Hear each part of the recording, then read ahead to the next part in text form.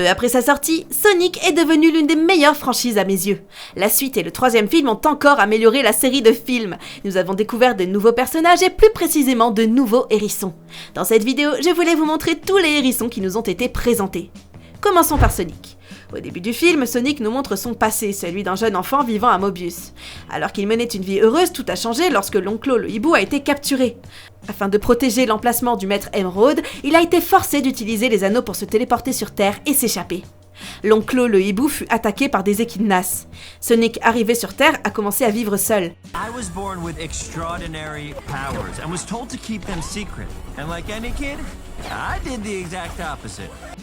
En découvrant des choses sur Terre, il trouva Tom et Maddie qu'il appela ses amis, bien que ni Tom ni Maddie n'aient eu la moindre idée que Sonic les avait observés dans des moments comme lorsqu'il regardait un film. La personnalité de Sonic est énergique, pleine d'humour, parfois un peu trop détendue et affectueuse. Bien qu'il donne l'impression d'aimer ce qu'il fait, au fond de lui, il a besoin de compagnie. Il sent parfois encore plus seul lorsqu'il doit rester caché du monde. Il peut être un peu puéril, faire des blagues et se comporter comme un idiot, mais il a un bon cœur et veut faire ce qu'il faut. Il considère Tom et Maddie comme des personnages importants, ses premiers amis sur Terre. À la fin du premier film, c'est Tom, en mentionnant leur amitié, qui a réveillé Sonic alors que le Dr Robotnik était sur le point de le vaincre. En parlant du Dr Robotnik, la dépression mentale de Sonic lui vaut d'être découvert. Cela conduit également à la rencontre entre Tom et Sonic. Après les événements du film, ils apprennent à mieux se connaître et Sonic fait son retour à la fin après avoir entendu Tom l'appeler son ami. La première chambre de Sonic dans le premier film était une cachette souterraine secrète qui montrait son côté à la fois amusant et solitaire. La grotte était décorée de différentes choses et d'objets aléatoires qu'il collectionnait. Même s'il vivait seul, il a fait en sorte que son espace se sente comme chez lui grâce à cette décoration désordonnée. À la fin du premier film, il obtient une nouvelle chambre dans le grenier de Tom et Maddie. Contrairement à sa sombre grotte souterraine, cet espace est lumineux, chaleureux et donne l'impression d'être chez soi. La pièce est décorée de guirlandes lumineuses suspendues aux poutres en bois. Une grande fenêtre ronde laisse entrer la lumière du soleil et le fauteuil rouge préféré de Sonic se trouve au centre. Il y a aussi une petite table sur laquelle sont posés des snacks, des livres et des tambours bongo. Super Sonic. Super Sonic apparaît dans le deuxième film. Son apparence est très différente de sa forme normale. Au lieu de sa couleur bleue habituelle, sa fourrure devient jaune d'or et rayonne d'énergie. Ses yeux passent du vert au rouge, ce qui lui donne un air plus mystérieux et plus puissant.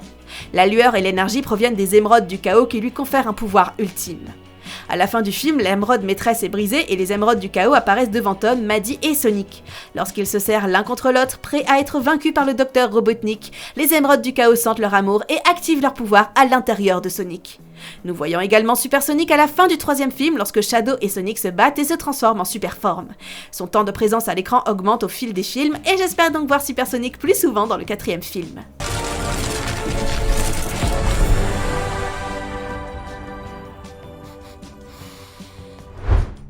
Knuckles. Knuckles est présenté dans le deuxième film comme un puissant guerrier de la tribu des échidnés. Lorsque le Dr Robotnik est bloqué dans le monde champignon, un portail s'ouvre et Knuckles arrive, probablement en réponse à une alarme déclenchée par la nouvelle invention de Robotnik. Plus tard, ils formeront une équipe pour trouver le maître Emeraude. Knuckles est décrit par Tails comme le dernier des échidnas et le guerrier le plus fort de la galaxie, avec une obsession intense pour le maître Emeraude. Il est persuadé que Sonic détient la clé pour trouver l'émeraude, c'est pourquoi il s'associe à Robotnik, convaincu de son engagement. Il affronte Sonic et Tails qui possèdent une carte menant à l'emplacement de l'émeraude. Au fil de l'histoire, nous apprenons pourquoi Knuckles cherche le maître Emeraude. Ses ancêtres ont fusionné les émeraudes du chaos en gigantesques gemmes vertes, mais les hiboux ont empêché qu'un seul individu puisse exercer son pouvoir. C'est ainsi que la cachette du maître Emeraude a été sauvegardée par le gardien des hiboux. Lorsque l'on examine l'apparence de Knuckles, on constate qu'il a une allure forte et guerrière qui correspond à sa puissante personnalité. Il a une fourrure rouge, des points hérissés de pointe et une marque blanche sur la poitrine. Ses gros gants sont munis de 2 articulations tranchantes sur chaque main. Knuckles et Robotnik finissent par trouver Sonic et Tails, ce qui donne lieu à une bataille chaotique au cours de laquelle le passé de Knuckles est révélé par des flashbacks. But my father stopped me from joining the fight. He said my moment to honor our tribe would come. Ces moments sont liés aux événements vus dans les premières minutes du premier film, expliquant sa motivation et l'histoire de sa tribu. Dans la zone du labyrinthe, Knuckles continue de travailler avec Robotnik jusqu'à ce qu'il se rende compte de la véritable nature du scientifique. Au cours du combat entre Sonic et Knuckles, Robotnik vole la Master Emeraude. Cette trahison provoque le chaos et un effondrement sous-marin où Knuckles et Sonic se sauvent l'un l'autre. Avec l'aide de Tails, Knuckles se joint à Sonic pour affronter Robotnik. À la fin du film, Knuckles récupère les émeraudes du chaos et les fusionne à nouveau avec l'émeraude maîtresse, rétablissant ainsi l'équilibre. Il passe du statut d'adversaire à celui d'allié, devenant le 3e membre du groupe de hérissons. Même s'il n'est pas un hérisson. Tails. Tails apparaît dans le deuxième film pour aider Sonic lorsqu'il est en danger. Il arrive sur Terre pour avertir Sonic de la présence de Knuckles et du Dr Robotnik qui sont à la recherche du maître Emerald. Tails est un jeune renard doté de 2 queues, ce qui le rend unique. Très intelligent et doué pour la technologie, il aide Sonic tout au long de leur voyage. Tails apporte également de l'humour au film, notamment dans une scène de danse amusante qui montre son côté ludique. Il prouve sa bravoure en sauvant Sonic et Knuckles lorsqu'ils sont pris au piège, et plus tard il aide à distraire Robotnik lors de la bataille finale, donnant à Sonic une chance de l'arrêter. À la fin, Sonic, Knuckles et Tails forment une équipe pour protéger le maître Emerald, devenant ainsi une véritable famille. Tails n'est pas un hérisson, mais un renard jaune-orangé avec une fourrure blanche sur le torse et le museau.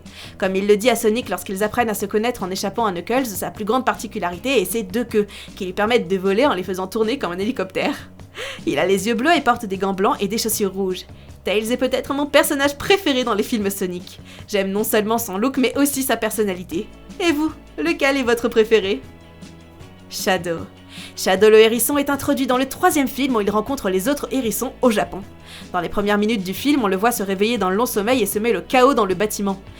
Shadow faisait en partie d'un projet du Dr Gerald Robotnik, le grand-père du Dr Eggman, et il s'agissait d'une expérience gouvernementale visant à créer une forme de vie ultime.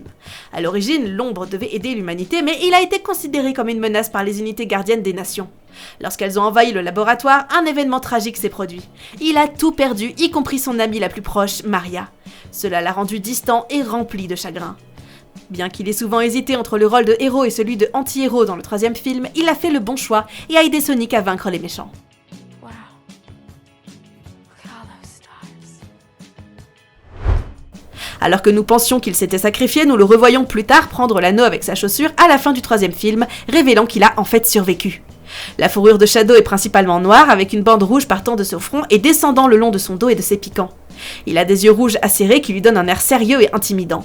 Vous vous souvenez de la transformation de Sonic en Super Sonic ? Ses yeux sont également devenus rouges, ce qui lui donne l'air plus fort. Il porte des gants blancs avec des anneaux dorés autour des poignets, il a également des anneaux dorés aux chevilles. Ses chaussures sont larges et de couleur blanche, rouge et noire. Super Shadow. Tout comme Sonic, Shadow possède également une super forme. Lorsqu'il combattait Sonic, les émeraudes du chaos ont activé les pouvoirs cachés de Shadow. L'apparence de Super Shadow n'est pas très différente de celle de Super Sonic. Au lieu de sa fourrure noire habituelle, son corps prend une couleur blanc doré éclatante et ses rayures rouges restent visibles mais brillent encore plus. Ses yeux brillent d'une lueur rouge, tout comme Super Sonic. Metal Sonic. À la fin du film, Sonic fait la course avec Tails et Knuckles dans la forêt.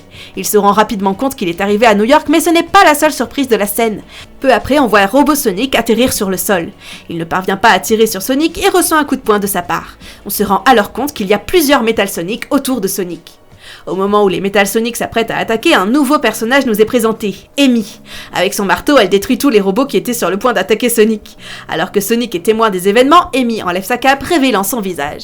Nous n'avons pas eu l'occasion de voir la tenue complète d'Amy, mais si l'on considère les séries Sonic précédentes, il est probable qu'elle portera une robe avec des parties blanches. Maintenant, je m'interroge sur son rôle et son histoire, et sur ce qu'elle apportera dans le 4e film. Et c'est ainsi que se termine cette vidéo. N'oubliez pas de vous abonner à la chaîne si ce n'est pas encore fait, d'aimer la vidéo si elle vous a plu, et de laisser un petit commentaire parce que ça fait toujours plaisir. C'était Roman, à plus!